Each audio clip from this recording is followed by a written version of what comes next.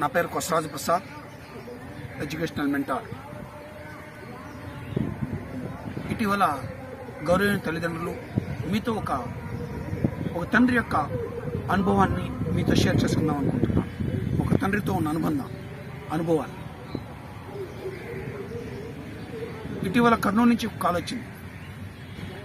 నేను డాక్టర్ని, మా బాబు 9th నుంచి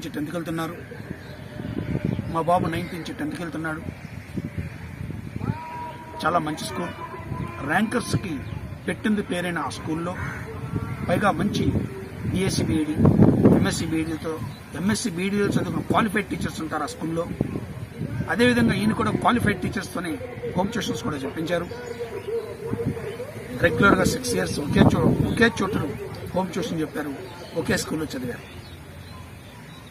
కానీ ఈయన ఆశలకు తగినంతగా, ఈయన ఆలోచనలకు ఉన్నంతగా ఆశించినంత స్థాయిలో విద్యార్థి లేడు అని ఈయనకు అనిపించి మాకు ఫోన్ చేశారు.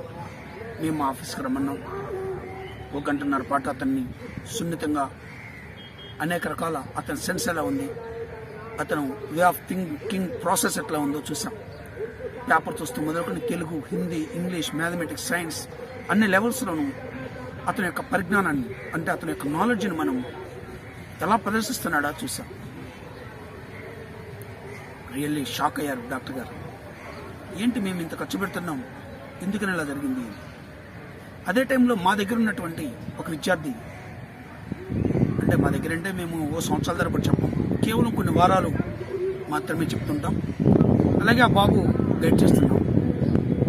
అతను 6th క్లాస్ చదువుతున్న ఒక 11 years కిడ్, ఒక 10th క్లాస్ స్టాండర్డ్లో అతను ఓన్గా రాస్తున్నాడు. డ్రాఫ్టింగ్ స్కిల్స్ ఆశ్చర్యంగా ఉంది. సైన్స్ పర్ఫామ్ చేస్తున్నాడు. మ్యాథమెటిక్స్ అతను అటెంప్ట్ చేసే విధానం రియల్లీ షాక్ అయ్యాడు. ఎందుకు ఇలా జరిగింది అంటే స్కూల్స్లో టీచర్స్లో కాదండి, దశలో ఉన్న లోకం. ఒక ప్రైమరీ ఎడ్యుకేషన్ లెవెల్లో ఒక మెంటర్ ఖచ్చితంగా అతను హోల్డ్ చేసినప్పుడే అతను సక్సెస్ని పొందుతాడు. కానీ అది అబ్జర్వ్ చేయలేకపోయాడు. తల్లిదండ్రులుగా మరి మేమేమి సంవత్సరాల తరపుడు ఏ విద్యార్థికి పాఠం చెప్పాం.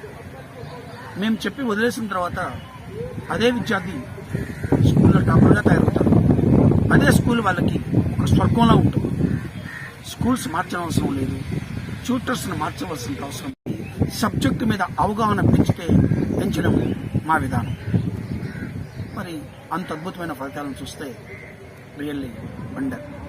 ప్రతి తల్లి, ప్రతి తండ్రి కూడా ఒకసారి ఆలోచించండి మీ పిల్లల గురించి. వాళ్ళని ఎక్కువ శ్రమ పెట్టవలసిన అవసరం లేదు. వాళ్ళని ఆలోచించగల విధంగా మనం తయారు చేస్తే సరిపోతుంది. నమస్తే.